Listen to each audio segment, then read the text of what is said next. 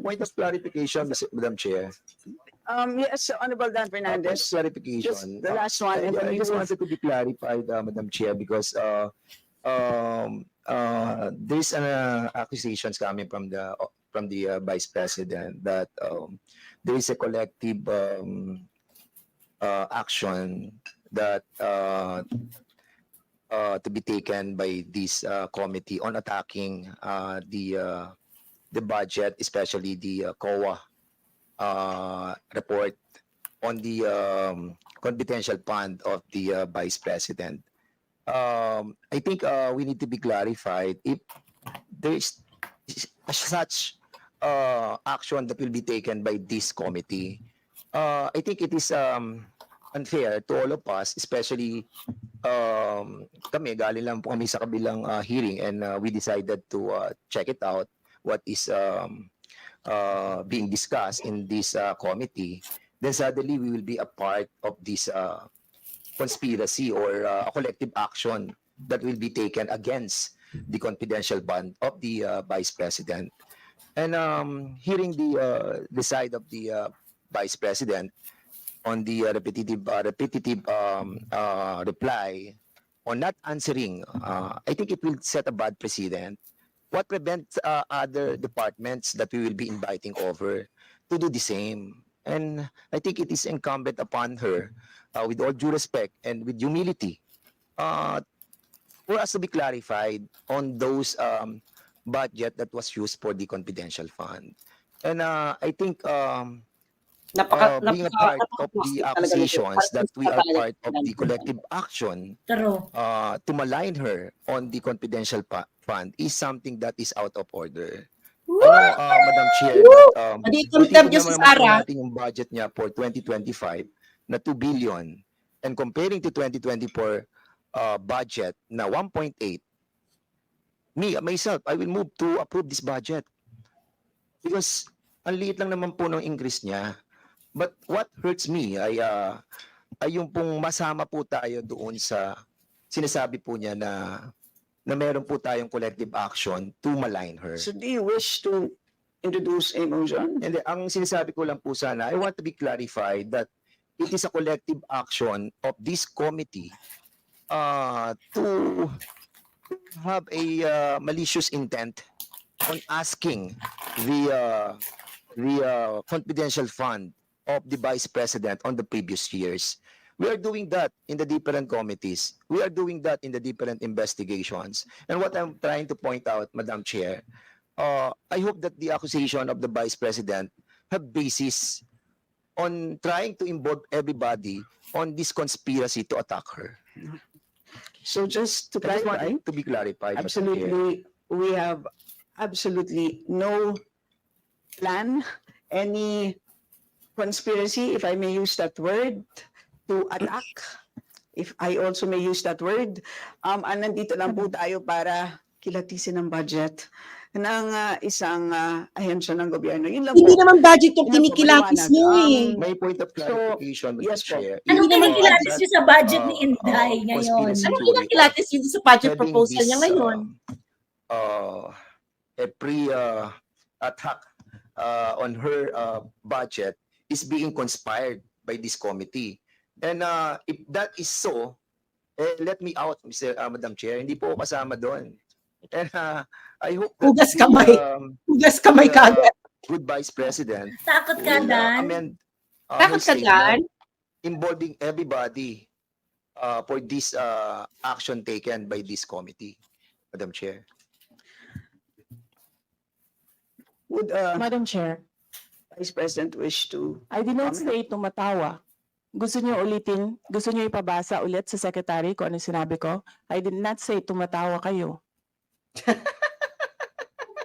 Number 2, I did not say attack by the committee. Number 3, I did not say collective action. Sa kanya nang galing yun. I did not say conspiracy theory. Sa kanya nang galing yun. Pabasa niyo ulit kung ano sinabi ko. Just because you don't like my answer, you don't like how I answer, you don't like my demeanor, hindi ibig sabihin na hindi ako sumasagot. And that's the reason why, Madam Chair, I asked Okay. for the point of clarification. Yes, so And, again, my- I had, Now that the pwede lang Vice, po sana, now that the Sandali Vice lang po. President, sandali lang po, para hindi po tayo nagsasabay-sabay. lastly, that's the reason why I asked for a point of clarification. The point of clarification is to be clarified by the resource person. And if that is the answer of the good Vice President, I will accept that her intention is not to involve everybody on a collective Yes. attack on And her we're budget. happy with that And I'm happy clarification. on the answer of the Vice President. But of course, I just wanted to review the. Anyway, thank you so much, Madam Right, Chair.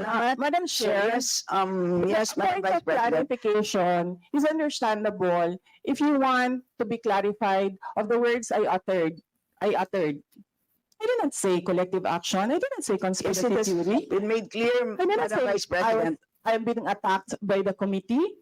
Di ba nanggaling sa akin yun? So anong ika-clarify ko doon? Yes, ma'am, noted po. It had been Yung crystal clear script po. kasi hindi na Hindi, I think guilty ang mga nagkakadulo-dulo na putang yung ina script. kasi.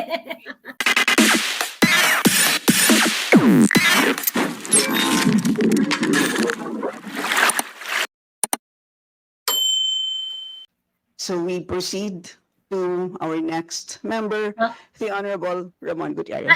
I think someone should, no, I think Thank you, Madam someone Chair. should, Good afternoon po sa ating lahat. And, cut that. Yung dalawang beses na itong ginagawa with ni you, Minggu Mrs. yung hindi raw Madam niya Chair, naalala yung actually, may sinabi line niya. question po tayo, Yeah. but a lot of it has been asked by our colleagues. And obviously, the biggest issue for us here would be yung issues relating to confidential funds. But before that, I'd like to preface my questioning po kasi there were quite a number of point of orders regarding the scope of our budget hearing.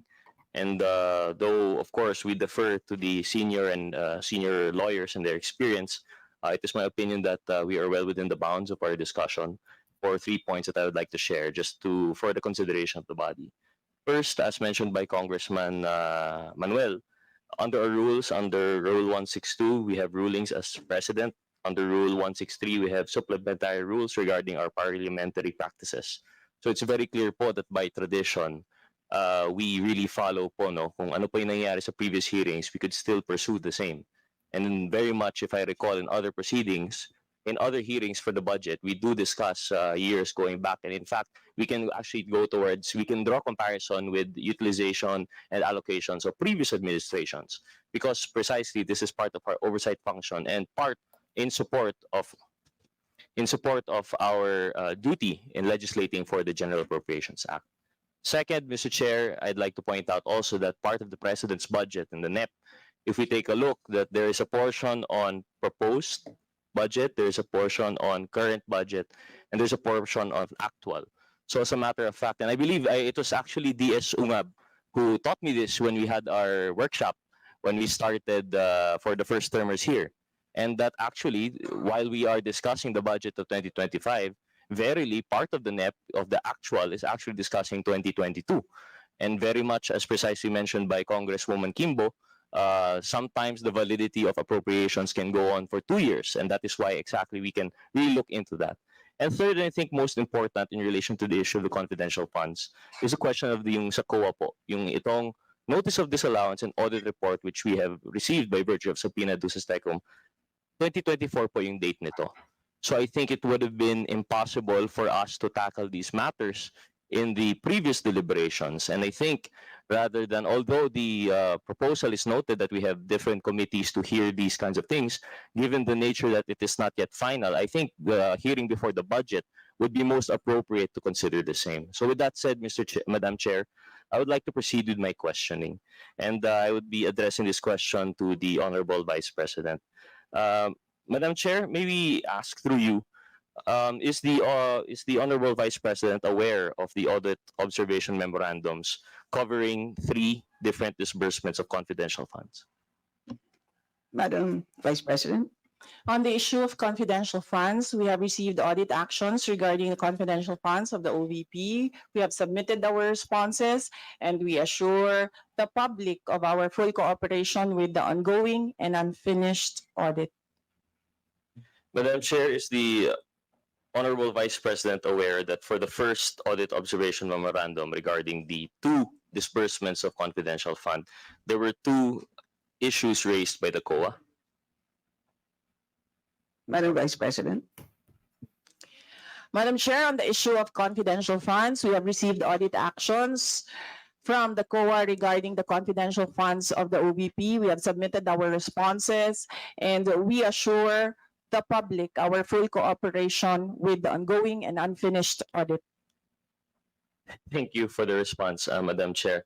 Madam Chair, is the Honorable Vice President aware that one issue raised by the COA was the lack of documentary evidence presented? Madam Vice President. Madam Chair, on the issue of confidential funds, we have received audit actions from the COA regarding the confidential funds of the Office of the Vice President. We have submitted our responses, and we assure the public of our full cooperation with the ongoing audit. Madam Chair, thank you for the response. Would the Honorable Vice President be aware that another issue raised by the Audit Observation Memorandum was the misappropriation categories? Because, Madam Chair, in the Audit Observation Memorandum, there was a distinguishment that the use of confidential funds shall be limited to certain categories of expenses, and that They verily are the not point of the letting it go, AOM no? was They're that not they were letting it finding go, that my some of God. the categories included in Kasi the nga, let's AOM stick to the were not plan. subject to scope Let's of stick Kasi nga, to let's stick to the plan. Let's stick to the President. plan. On the issue of confidential funds, we have received audit actions from COA regarding confidential funds of the Office of the Vice President. We have submitted our responses, and we assure our full cooperation with the ongoing and unfinished audit. Thank you, Madam Chair. Madam Chair, I'd move on to the next question. Regarding these AOMs, it seems to be that for COA, based on experience, masyadong matagal na po ito.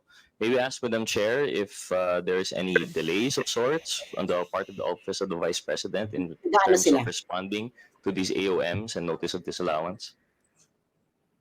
Madam Vice President.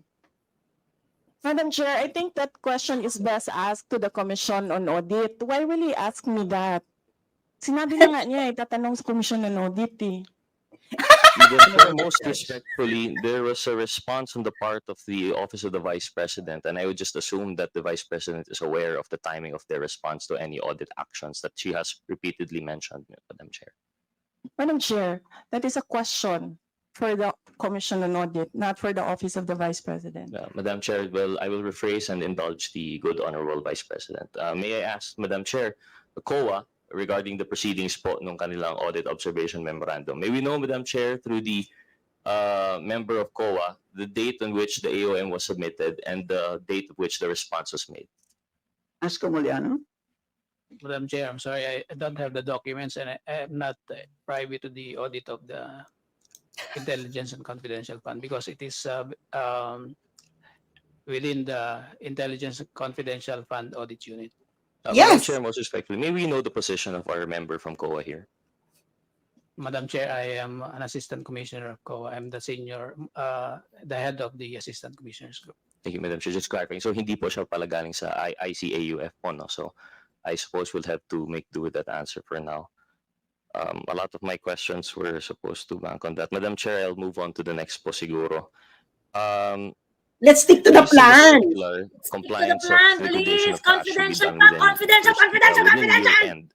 And Madam Chair, it could be noted that the submission of the liquidation for the first confidential fund issued for 2022 was actually done in January 10, 2023. I will not address this to the Honorable Vice President, as she has pointed out. I will address this question to the COA. Madam Chair, is that correct, that part of the circular dictates that liquidation of cash advances regarding confidential funds should be done within year-end? Asko Moliano. Yes, there is a requirement that all cash advances should be liquidated at year end. Madam Chair, notwithstanding that the scope of covered period would be, for example, in the case of 2022, it was December 21 to December 31. Would that still require that liquidation be done at year end? Wala pa nga ang Asko message. Moliano.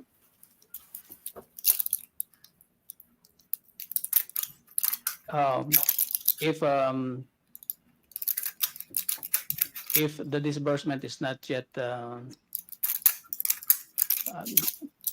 generally all unliquidated cash advances should be liquidated at year end. So, Madam Chair, notwithstanding that it ended December 31, it should have been liquidated at that time, but yet the liquidation report was filed in January 10. Wouldn't this be ground for the disallowance of the whole confidential fund for 2022, Madam Chair? My Mr. God, they're Molano? looking at the nitty-gritties. Just Under our rules, the disallowance is based on the usage of funds, not on the cash advance.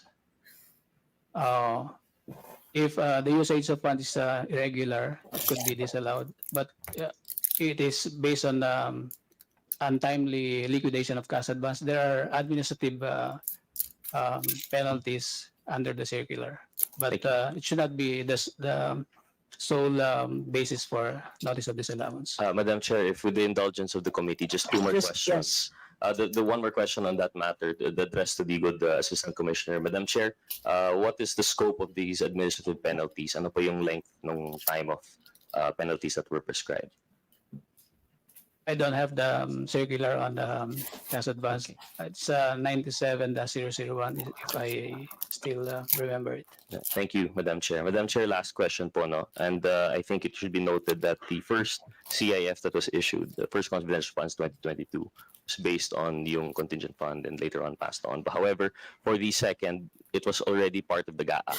And this amount was 500 million. However, based on the liquidation, only 375 million was used. May we know, Madam Chair, from the Office of the Vice President, why the fourth supposed quarter, the fourth tranche, was not utilized? Madam Vice President? Kasi Madam Chair, noong nagsagutan na kayo, ikaw, Representative Kimbo, tsaka Representative Castro, about the 11 days, 19 days, ilang days na yon ng utilization, nakita ko na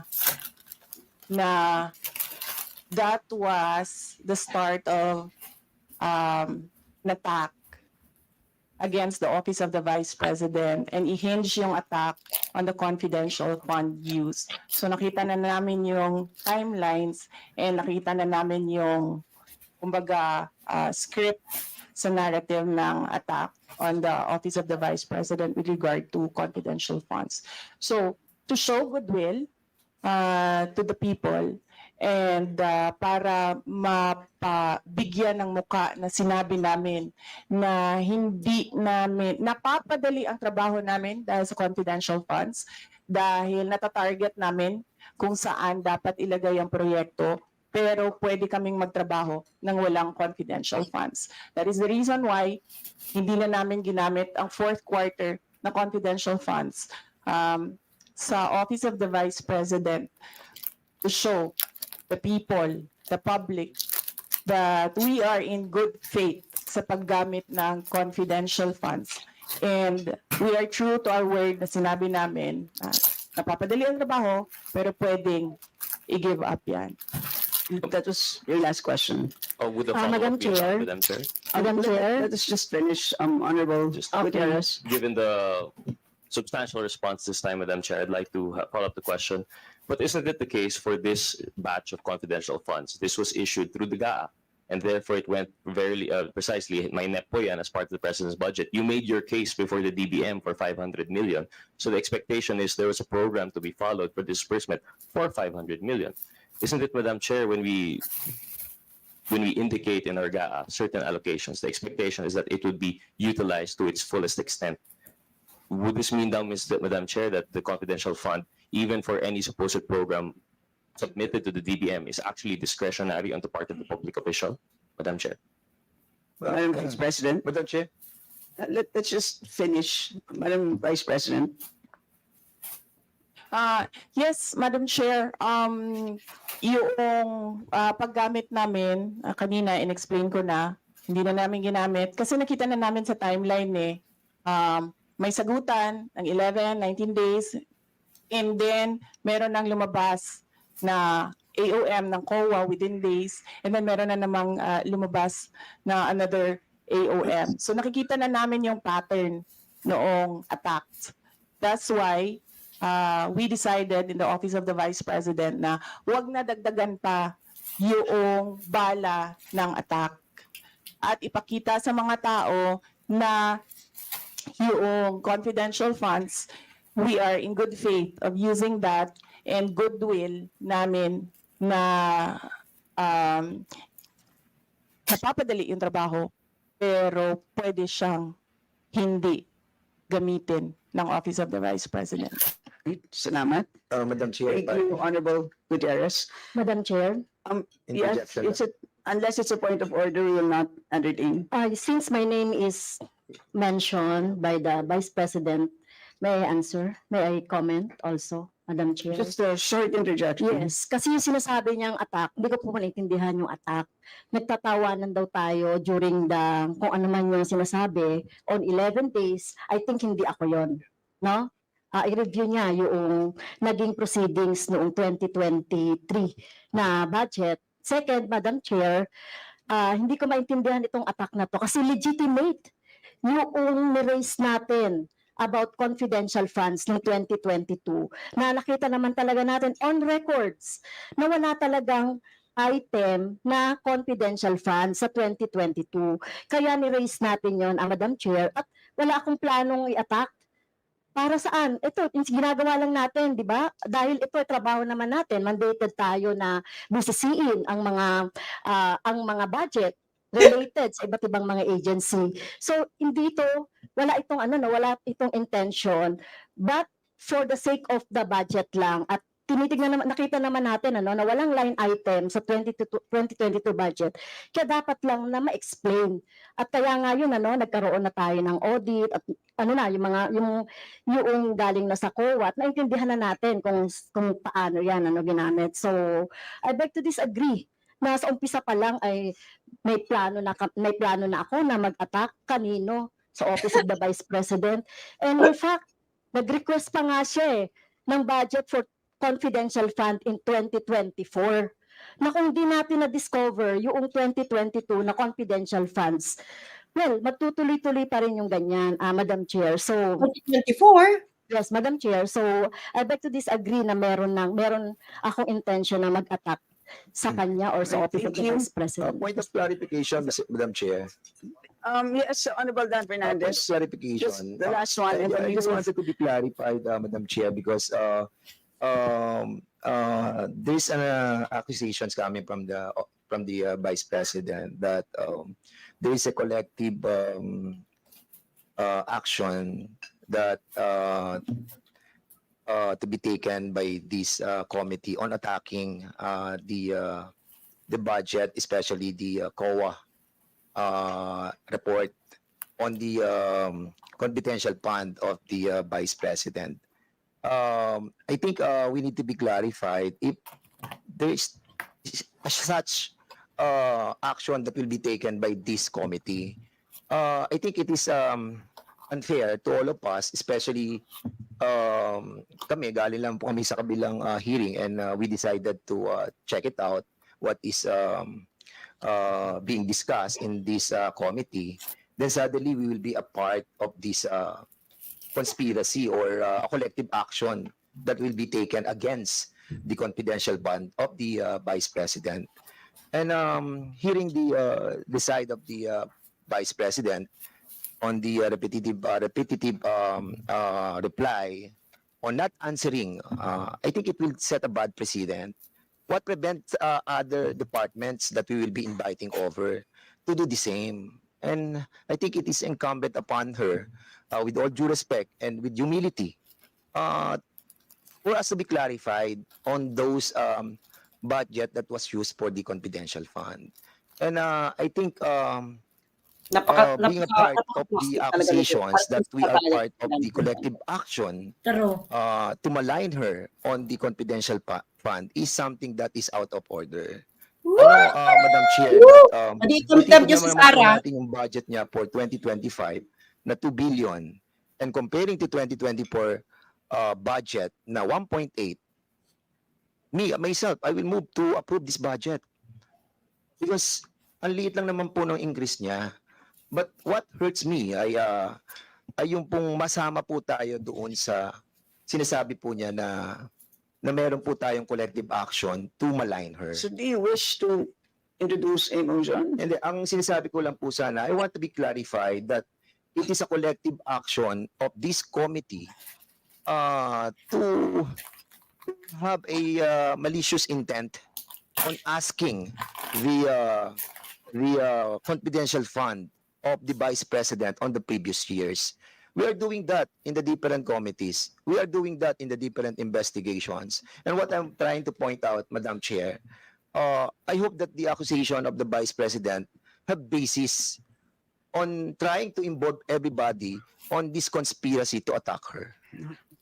So just to I just want clarify, it to be clarified. Madam Chair. absolutely, we have absolutely no plan, any conspiracy, if I may use that word, to attack, if I also may use that word. Nandito lang po tayo para kilatisin ang budget ng isang ahensya ng gobyerno. Yun lang Hindi po. naman budget yung Yun lang po, kinikilatis maliwanag. nyo eh. May point of clarification, Madam yes po. Chair. Anong If, kinikilatis niyo sa budget ni uh, Inday ngayon? conspiracy Anong theory kinikilatis yun sa budget having proposal niya this, ngayon? A pre-attack on her budget is being conspired by this committee. And if that is so, let me out, Madam Chair. Hindi po ako kasama doon.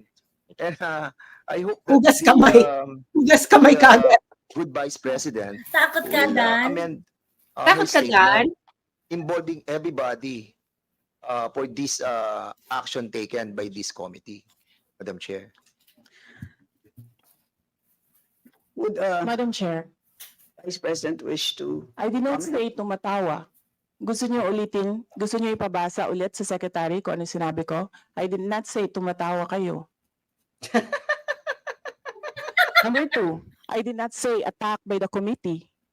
Number 3, I did not say collective action. Sa kanya nang galing yun. I did not say conspiracy theory. Sa kanya nang galing yun. Pabasa niyo ulit kung ano sinabi ko. And so, Madam Vice President, because those words were uttered Madam Chair. by Madam someone, Chair, I just just because you don't like my answer, you don't like how I answer, you don't like my demeanor, hindi ibig sabihin na hindi ako sumasagot. And that's the reason why, Madam Chair, I asked Okay. for the point of clarification. yes. So And, again, Now that the pwede lang Vice, po sana. now that the Sandali Vice lang po. President, Sandali lang po, para hindi po tayo nagsasabay-sabay.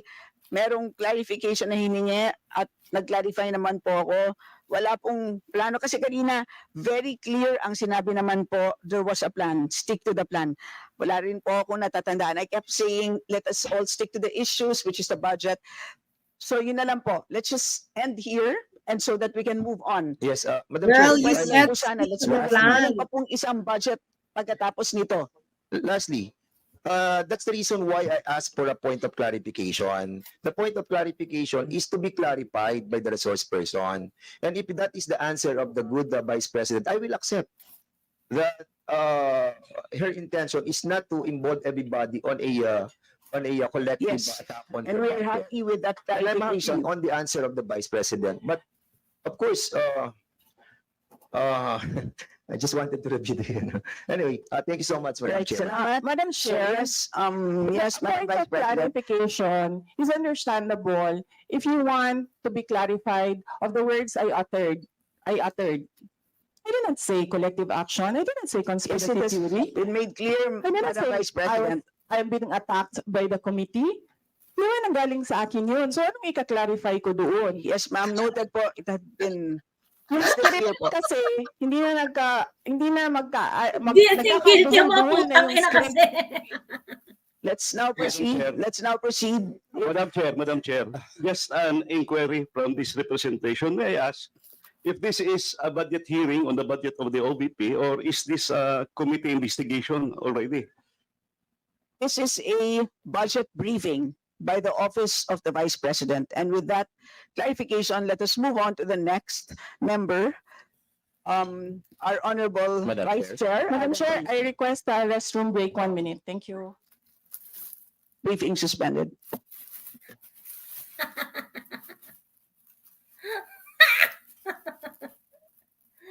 Tang ina. Sabihin ko lang sa OVP Mm. Grabe kayo, nag-up one level kayo dun sa Senate hearing. Kasi sa Senate hearing, medyo may ano kayo doon eh, 'di ba? Meron kayong medyo ano dun sa Senate hearing, pero dito sa Congress hearing, grabe. I'm telling you guys, what we are witnessing right now in the Philippines is high politics, high level politics. 'Di ba? Sinasabi ko sa inyo, high level politics tayo ngayon. High level politics. Look, itong KOJC, alam mo yung sagot ni Abalos? Sinabi ni Abalos. Response niya, magpapatuloy daw ang manhunt sa KOJC compound. Yes, oo. Despite, kasi, Ang anong pinag-usapan natin kagabi? Kasi, dumb if you do, dumb if you don't sila dito. Kasi yung Unipink, gagamitin ito ng Unipink sa kanila. Hindi. Bakit mo pinigil? Bakit? Nagigets yun na? Yung mga nakinig sa aming class kaninang madaling araw, did you follow our the discussion last night? Diba? Pure high-level politics, diba? This is high-level politics. This is now, we are now witnessing on the road to 2028. Gigets yun na? So, tingnan mo yung optics ni Sarah dyan. Mag-isa lang siya. Sinasagot niya lahat, mag-isa lang siya. No? And then she is showing them na,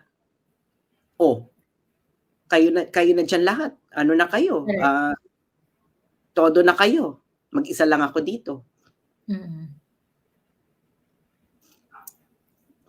So ang ano na rito, this is now the beginning of the parting of the Red Sea. Correct. Naghahati na ang dagat. Nakikita na natin yung mga no? Next to interpret is the Honorable Alan T. Ayan. Good afternoon, Madam Vice President, and to everyone. Before I proceed with my question, Madam Chair, let me make a manifestation. In the National Expenditures Program for Fiscal Year 2025, Volume 1, page 34 and 35, on obligations by object of expenditures, there's a column for GAA 2023, 2024, and 2025. That is on the operating expenditures. Likewise, in page 36, on the performance indication, there's a column 2023 GAA targets. In the briefing materials provided by the Office of the Vice President for fiscal year 2025, page 4 presented the comparative budget allocation and utilization for fiscal year 2019 and 2025. And also in the presentation, slide presentation of the Vice President in the physical accomplishment, that is GAA 2023.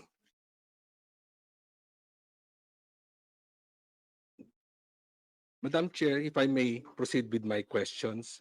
Please proceed. I will defer to the Vice President if she wishes to answer or not my questions. Under the obligations by object of expenditures in the 2025 National Expenditures Program, 375 million was obligated in 2023. Can you kindly confirm? Madam Vice President. Madam Chair, I will forgo the opportunity to defend the OVP 2025 budget proposal by question and answer, and I will leave it to the House of Representatives to decide on the proposal. Honorable T. Madam Chair, considering that what was obligated is 375, there's a balance of 125 million that has not been obligated and released, as earlier confirmed by our Vice President. Can she again confirm it? As to the amount? Madam Chair, I will forgo the opportunity to defend the OVP budget proposal of fiscal year 2025 by question and answer, and I will leave it to the House of Representatives to decide on the proposal. Madam Chair, may I ask the Vice President, what are the programs, activities, and projects that will be affected by the non-utilization or non-use of the 125 million of confidential fund? Madam Chair, I will forgo the opportunity to defend the OVP 2025 budget proposal. The question and answer, I will leave it to the House of Representatives to decide on the proposal. Madam Chair, will the 125 million unobligated balance of the confidential fund be considered savings by the Office of the Vice President? Let's stick to the plan.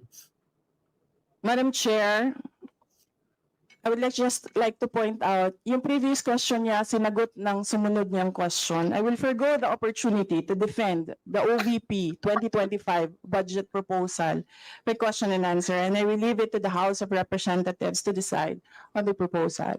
Ang ina It's Gemini na about Gemini savings, si Sarah, oh. Chair, Gemini na if she Gemini will si look at it Sarah. as a savings, considering that the budget has a validity period of 2 years, which will end in December 2024. So that is my question, if it will be considered as a savings by the Office of the Vice President. Madam Chair, I will forgo the opportunity to defend the OVP 2025 budget proposal by question and answer, and I will leave it to the House of Representatives to decide on the proposal. Madam Chair, is the Vice President aware that the Commission on Audit issued a credit notice dated August 8, 2024, finding no deficiencies on AOM Audit Observation Memorandum number 2024-015 dated February 1, 2024 regarding the liquidation of the cash advances of Mr. Edward D. Fajarda, Special Disbursing Officer for confidential expenses of the Department of Education, covering the period from February 20 to June 20 of calendar year 2023 in the total amount of 75 million. Madam Vice. Madam Chair, I cannot answer for the Department of Education. But it was during her time that the period covered by this liquidation. Madam Vice. Yes, Madam Chair, I am no longer a part of the Department of Education. Therefore, I am not authorized to speak anything about the Department of Education.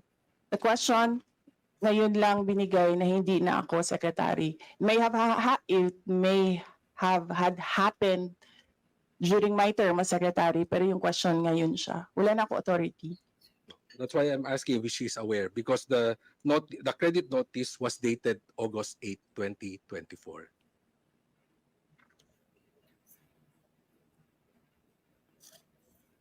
You may proceed, Honorable T. On the 2025 proposed budget, how much is the amount of funds allocated for financial assistance and subsidy for 2025 OBP maintenance and operating expenses of 1,792,391? How much is allocated for financial assistance and subsidy? Vice. Yes, Madam Chair, I will forgo the opportunity to defend the Office of the Vice President budget proposal of fiscal year 2025 by question and answer. I will leave it to the House of Representatives to decide on the proposal.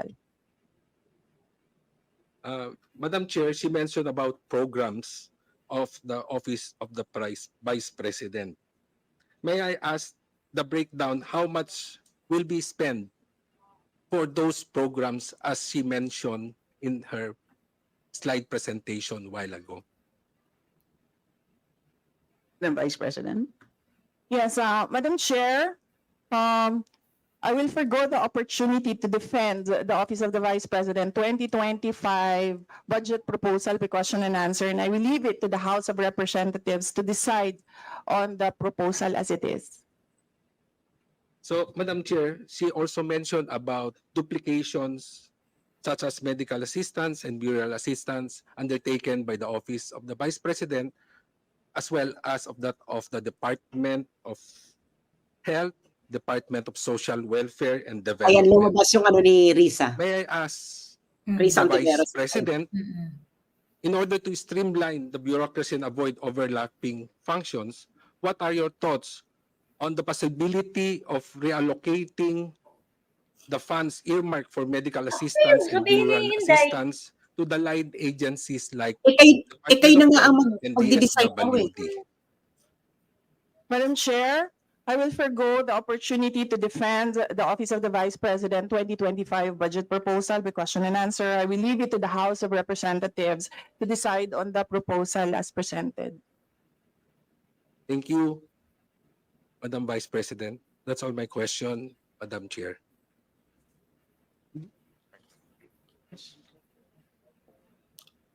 Thank you. Next to interpolate is the Honorable Mark Go. Yeah, thank you. Thank you very much, Madam Chair, to the Honorable Vice President and the other officials of the Office of the Vice President. My first question is directed to the Department of, or the COA. Is it a common practice, Madam Chair, that after an actual audit is completed, there is an exit conference conducted by the Commission on Audit with the institution that is being audited, Madam Chair? Madam Vice President, The question is directed to assist, COA. Ascom Julia. Madam Chair, Naligagana si naligagana si Kimbo. it is a regular activity before an audit report would be prepared. There will be an exit conference, but in other, for example, in the case of fraud audit, it is not mandatory to have an exit conference. They could only, if the agency or the auditee wishes to have an exit conference, then the team could grant an exit conference, but it's not automatic. But for regular audit, those under residency audit, they conduct exit conference. In the case of the Office of the Vice President, in 2022, did you conduct an exit conference with the Office of the Vice President? I have no personal knowledge, Your Honor, because I'm not the one who supervises the national government agencies.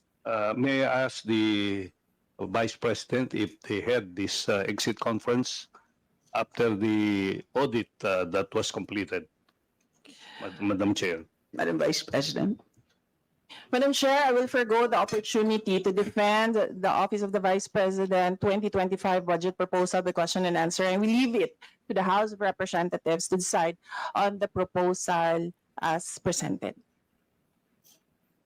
Well, I assume that if there was an exit conference conducted by the Commission on Audit with the Office of the Vice President, what were the initial findings of the audit conference or the audit as explained probably in the audit conference? Madam Vice President. Madam Chair, I think that question is best asked of the Commission on Audit, not the Office of the Vice President. What were the contents of the audit? Volgo, what do you wish? Yeah, I would assume then that there was an exit conference, and the exit conference was not satisfactory to the auditing department. That's why the the confidential fund, as indicated in the audit observation, we can see the findings because the audit or the exit conference was not successful in terms of resolving some of these audit findings of the Commission on Audit, Madam Chair. Madam Vice President. Yes, Madam Chair, we have received many audit actions from the Commission on Audit, and we have submitted our responses to them and assured the public of our full cooperation with the Commission on Audit. Madam Chair, we have received a copy of the audit findings on dated August 8, 2024, issued by the Commission Audit.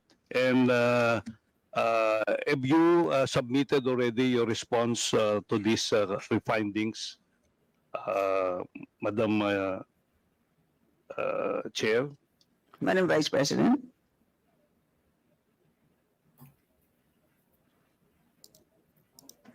I'm sorry, could you kindly last line? Yes, could you kindly repeat your question, not to be included in your time? May we ask if they've already answered, and if they can tell us the answer that they submitted to the Commission Audit on the findings of the Commission Audit as reported earlier?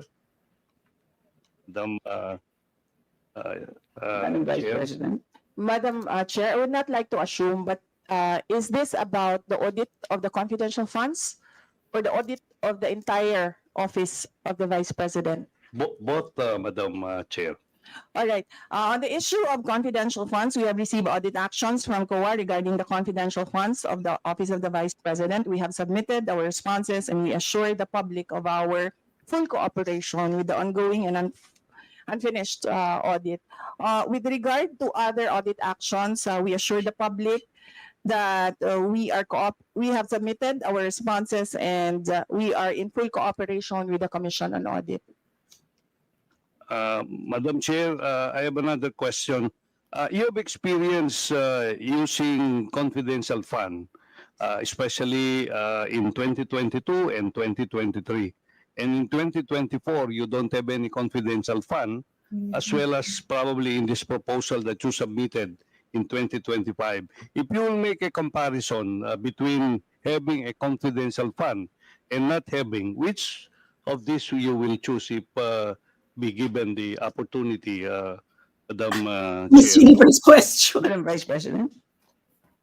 Yes, on the issue of confidential funds, we have received audit actions from COA regarding the confidential funds of the Office of the Vice President. We have submitted our responses and we assure the public of our full cooperation with the They just ongoing they just and want to unfinished audit. no?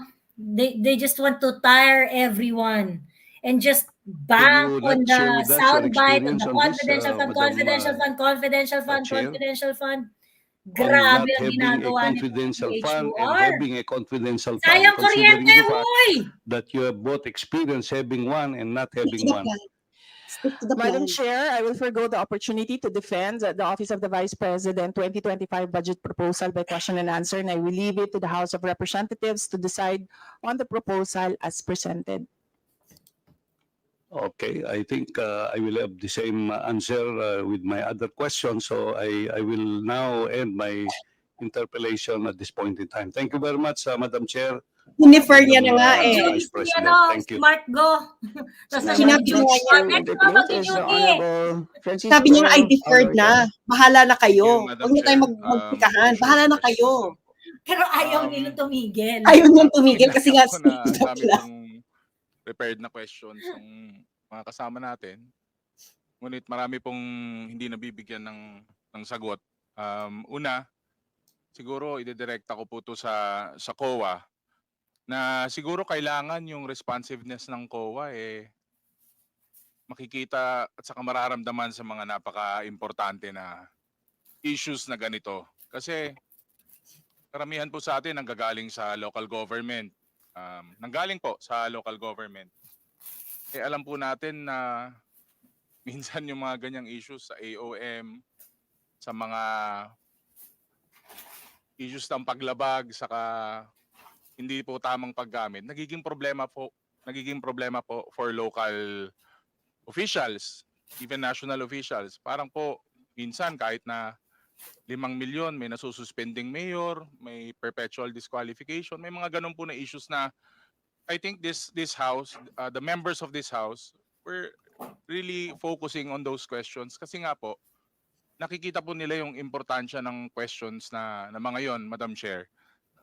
And makikita naman po natin, sabi nga po ni Kong Mark, my neighbor, na paulit-ulit na rin po yung mga yung mga sagot. Sana po baka may mga ibang membro ng opisina ng Office of the Vice President na nakatulong po or nakapagbigay po ng supplemental na sagot or dagdag man lang sana na sagot. Kasi ang dami po nung mga katanungan na parang Paulit-ulit yung tanong nyo. wala Ano lang, nga yung parang tanong hindi na mo? po nasama. Yung tanong nyo paulit-ulit. Diyan naman po siguro yung support staff or may mga kasama po dyan. Sana po na mas nabigyan po ng kabuluhan yung hearing, Madam Chair. Thank you po, Madam Chair. Okay, do you care to comment, Madam Vice? Yes, Madam Chair, the reason why wala dito yung ibang officials ng Office of the Vice President because, and I will say, I will not betray the confidence of some members of the House of Representatives. Meron isa sa mga nagtanong kanina ang nagsabi sa akin na merong script sa pagtatanong about sa confidential funds. That is why I decided na hindi pa atinin yung mga ibang officials ng Office of the Vice President because nakalagay naman doon sa inyong invitation and I quote, kasi yung copy. Grabe kung staff ka ni Inday, kailangan always prepared ka. In this regard, may we respectfully invite the Vice President or her duly authorized representative. So it was in the alternative. So I decided I'll come alone, answer all of it alone. So that kung i-contempt man ninyo ako lang yung papasok doon sa detention at hindi na masali yung ibang tao dito at yung pamilya nila na nag-aantay sa kanila Yes, girl! sa mga bahay nila. Honorable Ortega. Thank you, Madam Chair. Parang, naiintindihan ko kung saan po nanggagaling yung sagot na yun. Pero, Nabuko na kayo. resource Nabuko persons kayo. naman po yung kailangan natin eh. More Nabuko on kayo. budget Nabuko hearing kayo. issues. Kung ibang issues yan, I doubt if it will come from this budget hearing. At sabi nga po ng mga kasama natin, Madam Chair, tungkol po talaga sa budget naman. Saka yung mga nakaraang nga po Tungkol budget naman ang sa budget pinag-uusapan. naman. Thank you, Madam Chair. Oh, Madam Chair, lol! again, Nabuko na kayo. Nabuko invitation na said kayo. or in the alternative, Vice President or. So, I am within my right of attending alone. Yun lang po siguro, Madam Chair. Sayang lang din po yung pagkakataon. This is the Stick to the plan. Sayang yung perfect plan. time na marinig din tayo ng not only our fellow representatives, Sayang yung plan. pero Sayang yung syempre plan. ng taong bayan din po kung paano po nangyayari yung mga ganitong bagay, paano po napapatakbo, paano po nagagamit. Siguro I'll stick to that. Hindi as nga my alam ng taong final bayan kung questions, paano Madam nyo, Chair. kung paano nyo. Maraming salamat Guys, po. Thank you, ma'am. let's go back to the Tama. hindi refereang Next to campaign. debate All these is people Honorable Benny Abante. Teka, pagsalitain muna natin si Salamat Benny po, Abante. Madam Chair. Sana po ay matapos na po ito para masimulan na po natin yung budget ng ombudsman na po. But anyway, palagay ko po ay alam na po ng taong bayan ang mga nangyayari sapagkat karamihan po ng ating mga colleagues ay nagtanong na tungkol sa confidential fund. Pero gusto ko lang pong tanungin si Madam Vice President, if the representatives of the people, like this House, has all the right to scrutinize the budget of any agency. Madam Chair. Madam Vice President. Madam Chair, is it a question? I think it's directed to the House. No, I'm asking you the question, Madam Chair. I'm asking the question to the resource speaker if she believes that this House, being the representative of the people, has the right to scrutinize the budget of any agency. Right, precisely. That's why I say I will leave it to the Only House of yes or no, Madam Chair. Representatives to decide Madam on Chair. the proposal Madam Chair, as excuse me, presented. Madam Chair, that can only be answerable by yes or no. We, again, Chair would like to remind our guests to please be responsive to the queries of the members in the most direct manner. So please proceed, Madam Vice President. I already answered. Answer po by yes or Madam no? Chair, perhaps my ears are not very clear, so I would like to find out if she answered yes, Madam Chair. And I will leave it to the House of Representatives I to do not decide on want the her to explain, Madam proposal Chair. as Madam presented. Chair, she has been answering the same answers since we started this query and this hearing. What are I you gonna just do want to about it? ask, Madam What are Chair, you is gonna do very about it? simple. A simple answer of yes or no. Does the Vice President believes that this House has all the right to scrutinize the budget of any agency? I'm not just referring to the agency of the Vice President. I am referring to every agency of government, Madam Chair. That can only be simply answered by yes or no. I do not need to hear paulit-ulit na kasagutan niya. Kanina pa, gusto ko lang po marinig. Hindi po ako nagagalit. Oo, hindi po katulad niya, parang inis na siya. O gusto ko lang po malaman. Hindi raw siya inis na inis Humbly yan, ha? speaking, Hindi raw siya inis na inis. naniniwala ba siya, Madam Chair, na itong House na ito na binoto ng tao ay merong karapatan ayon sa konstitusyon na scrutinize natin ang budget ng any ahensya ng gobyerno, including Congress, Madam Chair. Oh, Naku, Madam including Vice President. Congress, Chair, ulol! may Ulol, request sa abante! Secretariat to put on record, cut and paste. I will forgo and I will leave my answer, my previous answer. Madam Chair, I would just like to ask, why is it very hard for her to answer yes? I'd like to ask, why is it, Madam Vice President, why is it so hard for you to answer yes when you know that the answer should be yes? Why do you have to explain? Why do you have to explain? We're simple people here. I'm not even a lawyer. You are a lawyer, Madam Chair. So, here's a simple question of a simple Filipino. Meron po bang karapatan ang House na ito na scrutinize ang budget ng bawat ahensya ng gobyerno? Yun lang po ang tanong ko. Pwede pong sagutin ito ng yes or no. Kung yes, salamat. Kung no, edi salamat din. At least nalaman ng taong bayan. Madam Vice President. Madam Chair, I will forgo the opportunity to defend the OVP 2225 Madam Chair, I do not by need question an and answer. explanation I of will the leave it answer, to the Madam House Chair. of Representatives Chair, to decide. Madam if Chair, Please, Point of order, Madam Honorable Chair. Abante, you may proceed. I do not need her to explain, please. You have been giving the same answer for hours. And you've been asking the same question. answer If you've for been hours. asking the same Alam ko question, naman po idiot! ang Ito naman pagnanais matandang niyo. to. Why you answer the same for hours? Ngayon po, Contempt, iba contempt, naman ang tanong contempt. ko. Ang tanong ko ito, kasi po tatanungin ko, Kulong nyo na si Madam Chair, Sara! Kulong nyo na meron si po bang Sara! karapatan bilang mga representante ng taong bayan sa bawat distrito at party list Kulong nyo na na si mag-scrutinize Sara! ng Kulong nyo na budget si Sara! ng bawat ahensya ng gobyerno? Hindi po natin pinag-uusapan dito ang confidential fund.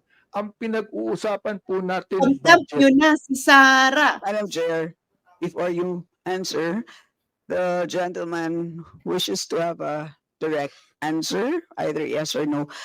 Are you going to provide a direct answer? Honorable Abante? So, what is the answer? I asked whether our Madam Vice President will provide a direct answer to your query, and the answer is no. May I know why? Madam Vice Madam Chair? President? And her answer is no as well. I don't think that would be the right answer, Ms. The question is, may I know why? And her answer is no. Would that be the right answer to the question why? Yes, it is an answer. Madam You're Vice expecting a President, you specific wish to answer. comment? Nagtanong ka pa. Madam Chair, hindi dahil hindi niyo gusto yung mga sagot ko, hindi niyo gusto yung manner ng pagsagot ko, at hindi niyo gusto ang mga sinasabi ko, hindi ibig sabihin na Madam hindi, Chair, hindi ka sinasagot Madam Chair, ang mga point of tanong. order. Yes, Mali, Honorable mali po Abante. yata ang sinasabi niya, hindi niyo gusto, hindi yung niyo. Madam Chair, wag niyong isali dito ang aking mga kasamahan dito. Ako ang nagtatanong. Sabihin mo sa akin, hindi ko gusto ang tanong mo. Yun lamang ang dapat niyang sabihin sa akin.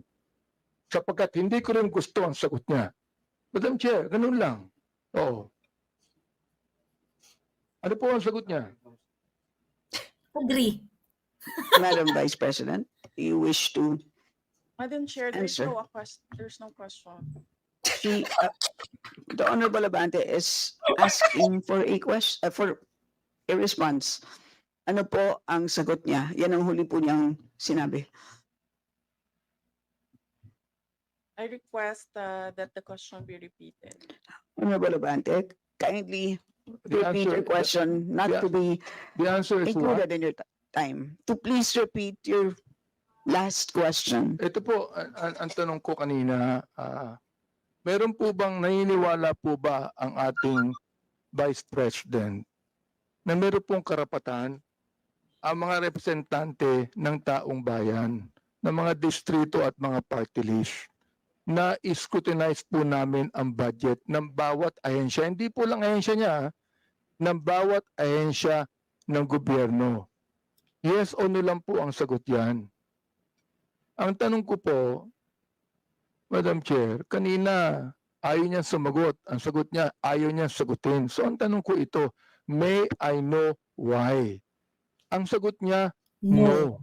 Aba, Madam Chair, hindi po ako masyadong expert mag-English, pero palagay ko po naman, yung pong tanong na may I know why, palagay ko hindi po tama yung sagot na no. Ay, anong tamang Madam sagot? Vice President. May May. Madam Chair, May eh. palagay ko. So that explains it. It is his opinion.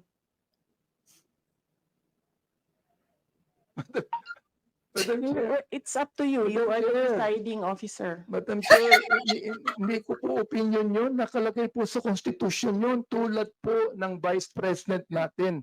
Naniniwala po siya sa mandato niya bilang Vice President. Naaayon sa Konstitusyon. Ganon din po ang mandato natin dito na meron tayong karapatan mag-scrutinize ng budget ng anumang ahensya ng gobyerno ayon sa Konstitusyon. Ang tanong ko sa kanya, naniniwala ka ba doon? Madam Vice President. Madam Chair, umikot na po tayo. Bumalik na tayo sa simula. Natapos na yon, nasagot na. Ang sinabi, palagay ko, hindi iyan ang tamang sagot. Kung hindi niya gusto yung sagot ko, hindi ibig sabihin na hindi ako sumagot. Madam Chair, palagay ko, hindi po siya sumagot sapagkat inuulit lamang niya ang sinabi niya. O ito po ang gusto kong tanungin sa kanya. Pag pwede ba, Madam Chair, pakiulit mo yung sagot mo na isinasagot mo ng paulit-ulit kanina pa, Madam Chair. Gusto ko lang ulit marinig. Alam ko na Gusto ko isasagot lang isa. ulit mai-record. Pakiulit mo lang ang sagot mo sa lahat ng mga tanong na tinatanong dito mula pa kanina. Madam Vice President.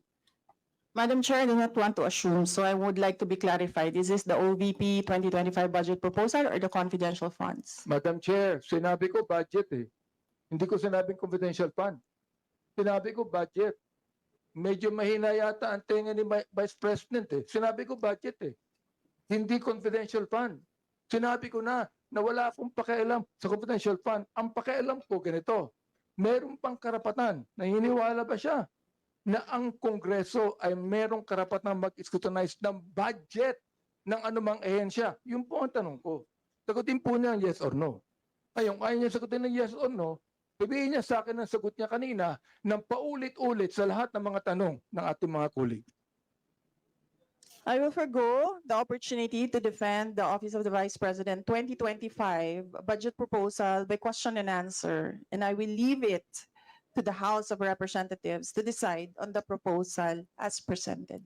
Madam Chair, maraming salamat po. Ibig sabihin po, yung kasagutan niya na paulit-ulit, naniniwala siya na mayroong karapatan ang kongresong ito na scrutinize ang budget. Kahit ang budget na yan nagsimula ng 2023, meron pa rin karapatan ang kongresong ito na scrutinize ang budget. Maraming salamat, Madam Chair. Maraming salamat po, Vice President. Salamat. Next to interpolate is Honorable Richard Gomez. Di pa kinumtempt Yes, si Inday. not Dapat around. tumatapang si So Benny we Abante, move kinumtempt to- niya na. The Honorable Rixie Cardama.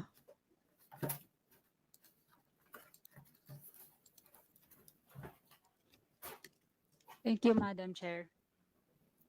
Good evening po, VP Sara. Although kami po ay mga kinatawan ng taong bayan na nakakakuha ng libo-libong boto ng Pilipino, kayo po ang most voted national official sa kasaysayan ng bansang ito. Kinakakatawan po ninyo ang kagustuhan ng pinakamaraming milyon-milyong Pilipino at bilang isang mataas na opisyal ng Armed Forces Ito naman of the ang asawa ni Philippines Armed Cardena. Force, Hmm. ano pong masasabi nyo sa mga kaalyado ng NPA na nakapasok sa gobyerno at ginagamit ng pondo ng gobyerno para tumulong sa pagpatay sa ating mga pulis at sundalo at i-recruit ang mga kabataang Pilipino? Madam Vice President.